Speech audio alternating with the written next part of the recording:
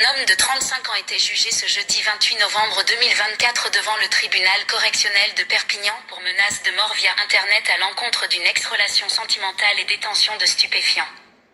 Une affaire qui a laissé apparaître chez le prévenu une autre réalité, tout aussi effrayante, nourrie d'une haine antisémite. Presque pathologique. Le trentenaire s'est avancé en pleurs et en excuses ce jeudi en fin de journée devant le tribunal correctionnel de Perpignan. Un homme au profil ordinaire qui tient avec cette même banalité des discours de l'ordre de l'ultraviolence. Addict aux réseaux sociaux, ce salarié dans le secteur du nettoyage a sympathisé avec la plaignante sur un salon de discussion en ligne.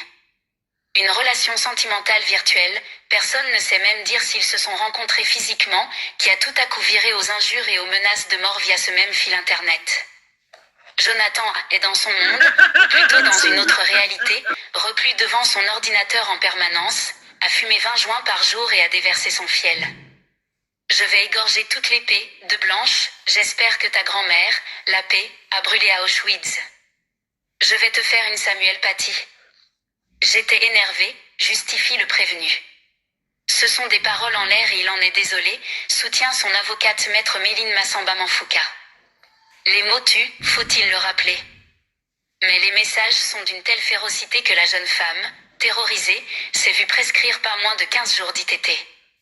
Chaque propos tenu était comme un coup de poing qu'elle recevait, détaille l'avocat de la partie civile maître Gérald Brivegallo qui laisse aussi éclater sa colère.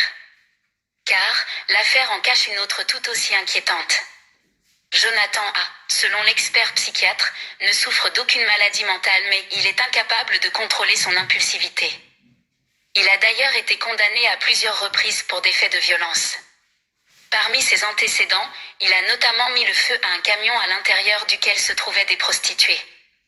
Mais il tient également une chaîne YouTube, suivie par 500 abonnés, où il tient des propos à caractère antisémite, tout en parlant sur d'autres sites des « éliminer la race blanche » ou s'interrogeant « tuer du juif, j'en serais presque capable ». Lui dont le père juif est décédé lorsqu'il était très jeune. Pourtant, le mis en cause, qui a déjà fait l'objet d'un rappel à la loi pour ce genre de déclaration raciste, ne semble rien y voir de choquant. Je fais de la géopolitique, prétend-il.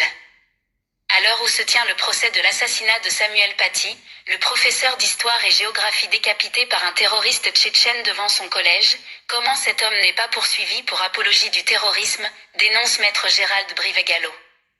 Les mots tuent, faut-il le rappeler. Surtout véhiculés par Internet.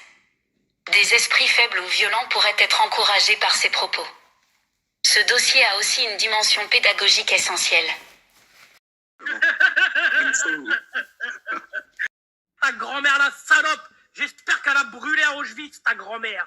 Ta grand-mère la pute. Regardez bien, vous allez avoir des morts sur la conscience. Je vais afficher toute leur famille, toute leur descendance, et même leurs familles qui sont morts dans des chambres à gaz. Fils de pute. Fils de pute. Je vais vous baiser vos morts, vous allez voir. Ta grand-mère peut le fusiller. Tu t'es perdu sur ton chemin, mon sioniste. Hein?